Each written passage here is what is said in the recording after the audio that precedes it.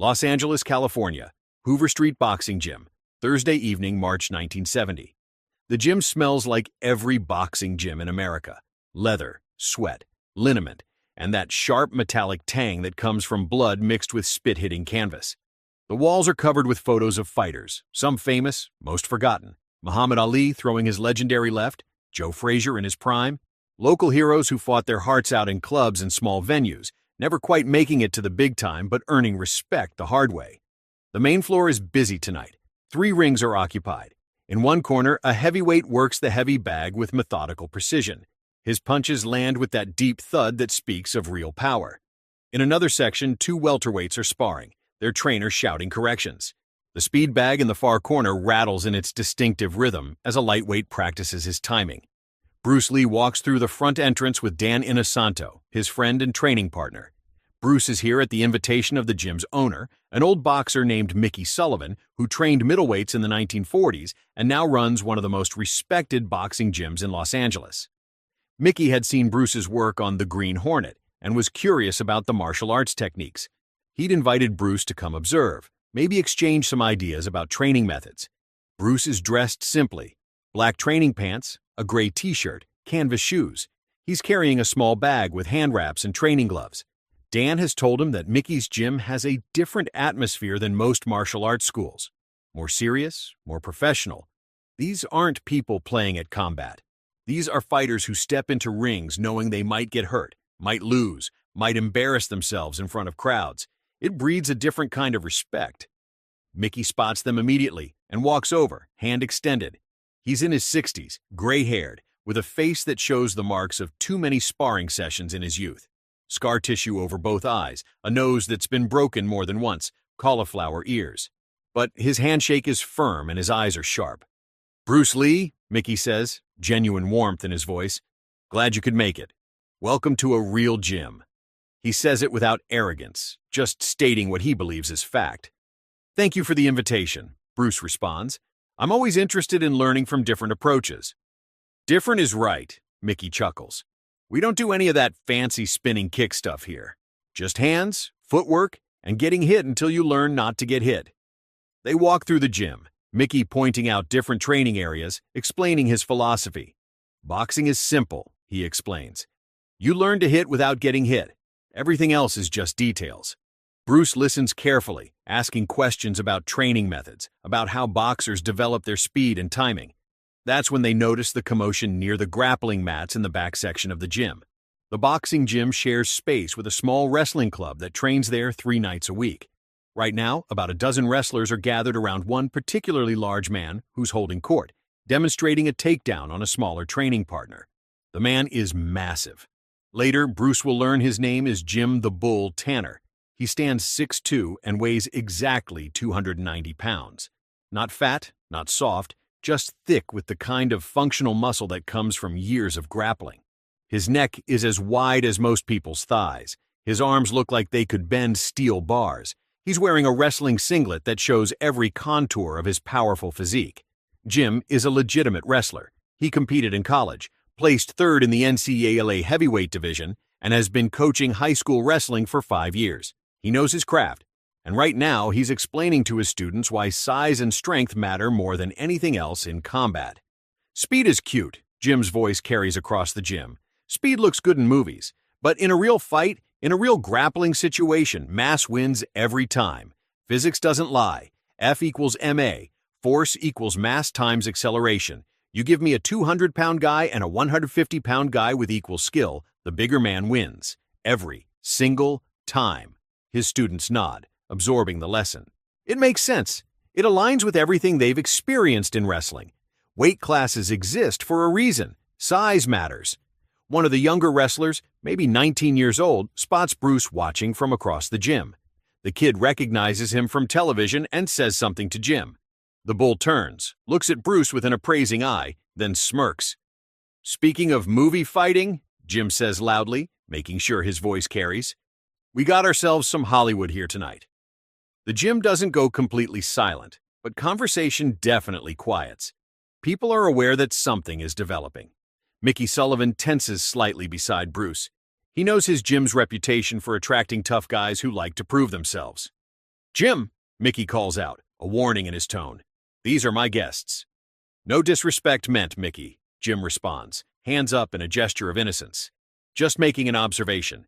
This is a boxing gym, a wrestling gym, places where real fighting gets taught, not choreography. Bruce hasn't reacted at all. He's simply watching Jim with that characteristic calm that people who know him have learned to recognize as complete focus. Dan Inosanto leans in close and whispers, Bruce, we can just leave. Guy's looking for attention. But Bruce shakes his head slightly. Something about this situation interests him. Not the challenge itself, but the opportunity it represents. Another chance to demonstrate principle, to teach a lesson that goes beyond ego. Bruce walks slowly across the gym floor toward the wrestling mats. His movement is so fluid it barely looks like walking. More like he's being pulled forward by invisible strings. The wrestlers watch him approach, some curious, some dismissive.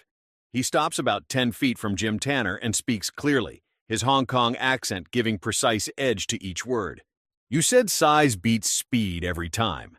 That's right, Jim confirms. In grappling especially, my sport, wrestling. You get your hands on someone, size decides the outcome. That's not opinion, that's physics. I understand physics, Bruce says. I also understand leverage, timing, and structure. Would you be interested in testing your theory? This story, the one you're hearing right now, almost disappeared, because gyms like Mickey Sullivan's don't advertise their private challenges. But the fighters who witnessed what happened next couldn't keep quiet. If stories like this matter to you, if you want to understand the truths about Bruce Lee that the wrestling world never admitted, subscribe to this channel. Drop a comment. Tell us what city you're watching from. We're building a community of people who know that real mastery goes deeper than size. Jim's expression shifts through several emotions. Surprise that this small man is actually engaging. Amusement at the idea of testing anything. Then calculation as he considers the opportunity. In front of his students, in front of the boxing gym, he could demonstrate his philosophy perfectly. Take this 135-pound martial artist, this movie fighter, and show everyone why wrestling is the ultimate combat sport.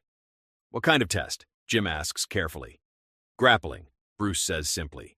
Your specialty, your rules. You try to take me down, control me, submit me. Use all your size, all your strength, all your technique. 5 seconds. That's all I need to show you that your understanding is incomplete. 5 seconds? Jim laughs. Man, I can shoot a double-leg takedown in less than 2 seconds. Against someone your size, this would be over before it started. Then you have nothing to lose by accepting, Bruce observes. Mickey Sullivan steps forward. Gentlemen, this is a training facility, not a... It's fine, Mickey, Bruce interrupts gently. This is training. Jim wants to teach his students about size and strength. I want to demonstrate something about structure and leverage. Both lessons have value. Jim looks at his students, then back at Bruce. The challenge has been issued publicly. In wrestling culture, in fighting culture, backing down from a challenge damages reputation. All right, Jim says, but I'm not going light. You're asking for full-intensity grappling from a 290-pound wrestler. That's dangerous for someone your size. I appreciate your concern, Bruce says, and there's no sarcasm in his voice. He genuinely acknowledges Jim's attempt at restraint. But I need you to understand something. If you hold back, if you don't use your full capability, the demonstration won't prove anything. So I'm asking you, respectfully, to come at me with everything you have. Treat me like I'm a tournament opponent. 5 seconds of complete commitment. The wrestlers and boxers have formed a circle now around the grappling mats. Word has spread through the gym. Something's happening. Bruce Lee versus the Bull. Speed versus size. Martial arts versus wrestling. Dan Inosanto is the only person in the gym who doesn't look surprised or excited. He's seen this before. He knows what's about to happen. He just hopes Jim Tanner doesn't get hurt too badly. Bruce steps onto the mat. He doesn't stretch, doesn't warm up, doesn't take any stance. He just stands there, weight balanced, hands relaxed at his sides. To the wrestlers, he looks completely unprepared. No grappling stance, no hands up ready to defend. Just standing there like he's waiting for a bus. Jim steps onto the mat opposite him. He settles into a wrestling stance, perfect textbook form. Weight low, hands ready, head up, back straight. This is the stance he's used 1,000 times in competition. The stance that scored him countless takedowns. Mickey Sullivan reluctantly agrees to start the count. On three, 1, 2, 3, Jim explodes forward. It's a textbook double-leg takedown, the most fundamental technique in wrestling. Drive forward, drop your level, shoot your arms around both legs, drive through, take the opponent to the ground. He's done this move 10,000 times. Against opponents his size, against smaller opponents in practice, it's muscle memory. It's automatic. His arms reach for Bruce's legs. They close on empty air. Bruce has shifted his hips maybe 4 inches to the side. Not a big movement, not a dramatic evasion. Just enough angle change to make Jim's shooting arms miss their target. But Bruce hasn't moved backward. He's moved lateral and slightly forward. He's inside Jim's structure now. Jim tries to adjust mid-shot. He's experienced enough to reset quickly. He redirects, reaches again, trying to secure at least one leg. If he can get one leg, he can drive Bruce down. His 290-pound weight advantage will do the rest. But something happens that Jim has never experienced in all his years of wrestling. As he reaches, as his weight commits forward in the shot, he feels pressure on his shoulder. Not a push, not a strike, just pressure. Fingers. Bruce's fingers have found a specific point on Jim's shoulder, and that pressure combined with Jim's forward momentum creates an effect Jim's brain struggles to process. His shot doesn't just miss. It continues forward, but without him able to control its direction. His balance vanishes, his structure collapses. He's suddenly moving in a direction he didn't choose, with momentum he can't stop. 2 seconds have passed. Jim tries to post with his hand, to catch himself, to use his wrestling instinct to turn this failed shot into a scramble position. But Bruce is already there. Not hitting, not striking, just controlling. One hand on Jim's shoulder, the other hand has found Jim's elbow, and together they create a lever that physics and anatomy can't argue with. Jim Tanner, 290 pounds of wrestling expertise, is being guided to the mat. Not thrown, not slammed. Guided, like a parent helping a child sit down. His body is moving where Bruce wants it to move, and despite all his strength, despite all his size, Jim can't seem to stop it. 3 seconds. Jim hits the mat on his side. Instinct takes over. He tries to create a scramble, to use his ground game to establish position. He reaches for Bruce, trying to get any grip that will let him use his size advantage. In wrestling, if you can secure a hold, you can power through with strength. That's what he needs. Just one solid grip. His hand closes on Bruce's wrist. Finally, a grip. Now he can work. Now size matters. He pulls, trying to break Bruce's balance, to bring him down to the mat where the 290 pounds can be properly applied. But Bruce's wrist doesn't resist the pull. It moves with it. Bruce drops his weight, but not the way Jim expects. Bruce's knee comes down next to Jim's head, his other leg extends, and suddenly Jim is flat on his back with Bruce in a position of complete control. 4 seconds. Jim tries to bridge, to use his powerful hips to throw Bruce off. It's the fundamental wrestling escape. Bridge and turn. He's done it 1,000 times. His hips are strong. He's launched bigger men off him with this technique. But when he bridges, Bruce's weight distributes in a way that makes the bridge ineffective. Bruce isn't holding Jim down with strength. He's using structure, position, angle. Jim's 290-pound power is being directed into the mat instead of creating explosive movement. 5 seconds. Mickey Sullivan calls time. That's 5! The gym is absolutely silent. 50 fighters, boxers, and wrestlers trying to process what they just witnessed. They all saw it happen, but their brains are struggling to accept what their eyes showed them. Jim Tanner is on his back, controlled by a 135-pound man, unable to escape despite having a 155-pound weight advantage. And the most disturbing part, for Jim and everyone watching, is that Bruce didn't seem to struggle, didn't seem to strain, didn't seem to use force at all. He just moved, adjusted, positioned, and physics did the rest. Bruce stands up smoothly and extends his hand to Jim. Jim lies there for a moment, staring at the ceiling, trying to understand what happened to his body. Then he takes Bruce's hand. Bruce helps pull him to his feet. How? Jim asks simply. Before I continue with Bruce's explanation, I need to know something. Are you feeling what that Jim felt? That moment when fundamental beliefs get challenged? Drop a comment, tell us what city you're in, and whether this is changing how you think about size versus skill. Because what Bruce explains next, this is the lesson that transformed wrestling. Bruce doesn't answer immediately. He looks around at the gathered wrestlers and boxers. This is a teaching moment, and he wants everyone to understand. You said size beats speed every time, and in most situations, against most opponents, you're correct. Your 290 pounds is a tremendous advantage. But you've made two assumptions that aren't always true. Jim listens, his students listen, the entire gym listens. First, Bruce continues, you assumed I would try to match your strength, that I would try to stop your shot with power. But I didn't stop it. I redirected it. Your momentum, your force, your weight, all working against you instead of for you. When you committed to that double leg shot, you created a trajectory. I simply altered that trajectory by a few degrees. Your own power did the rest. Bruce demonstrates slowly, showing the angle, the hand position, the precise point where pressure was applied.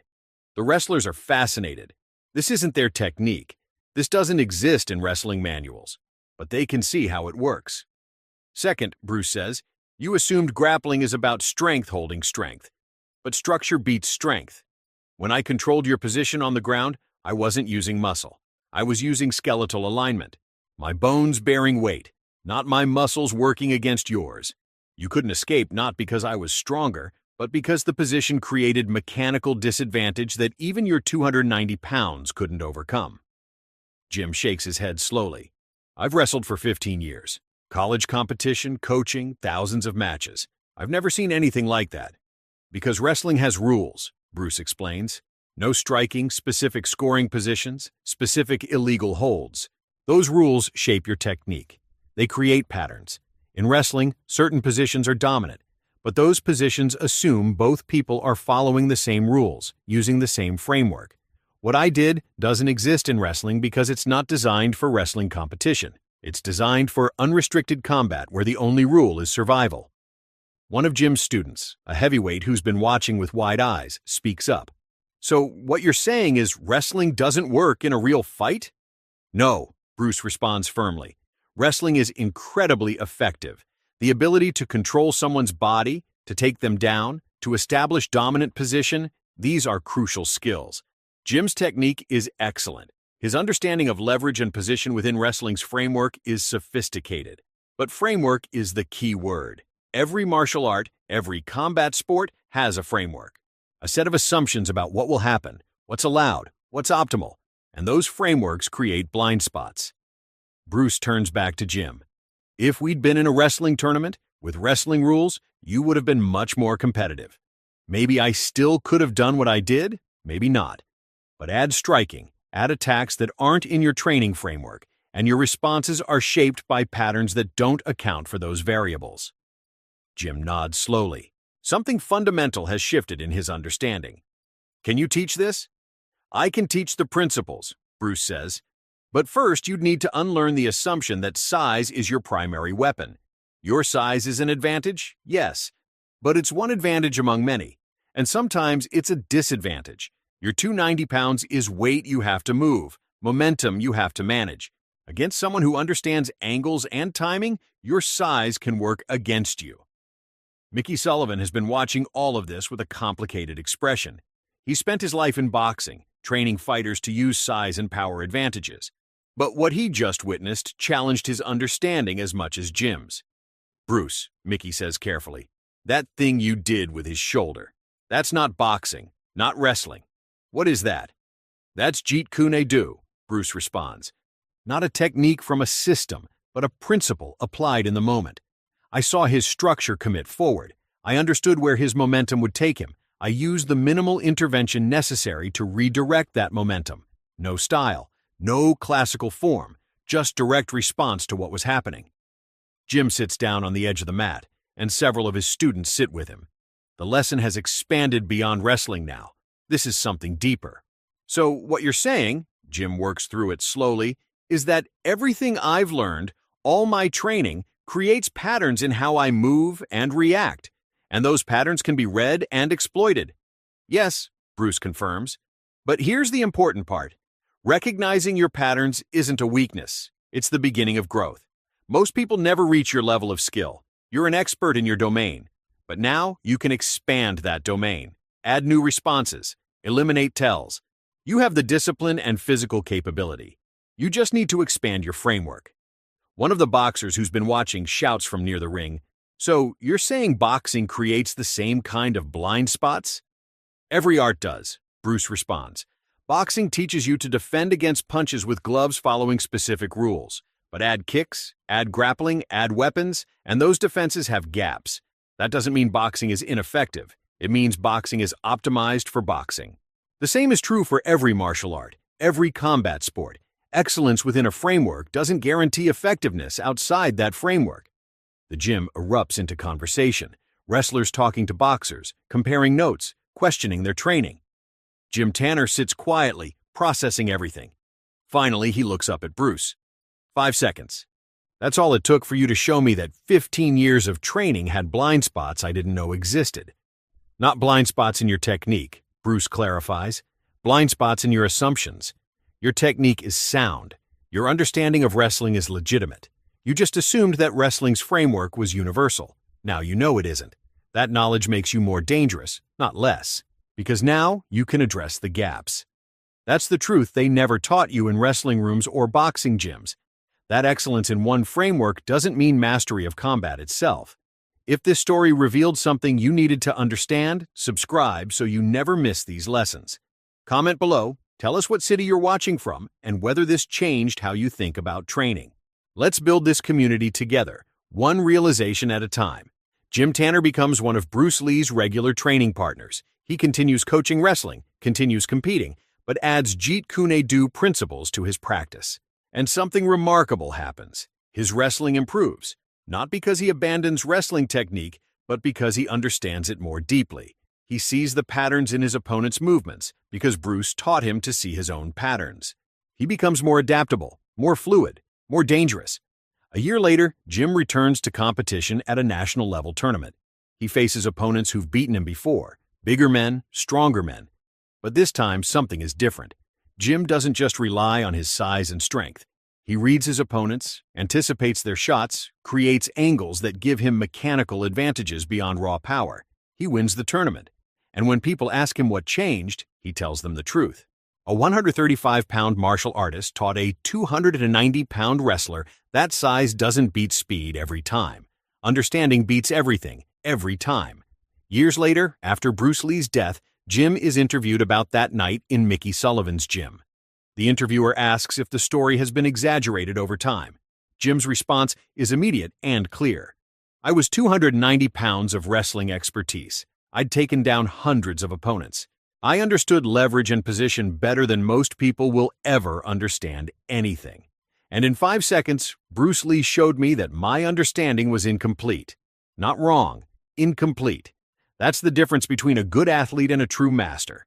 Masters know that learning never stops. The encounter in that Los Angeles boxing gym becomes another thread in the legend of Bruce Lee. Not because he defeated a larger opponent, but because he transformed that opponent into a student. That's the real story. Not the victory, but the lesson. Not the domination, but the growth that came after. Jim Tanner didn't lose a fight that night. He gained a teacher, and that, more than any 5-second demonstration, is the legacy that matters. Bruce Lee proved that size doesn't beat speed every time. He proved that strength without understanding is just force without direction. And most importantly, he proved that true mastery means recognizing that every framework, every system, every style has limitations. The only way to transcend those limitations is to acknowledge they exist. That's Jeet Kune Do.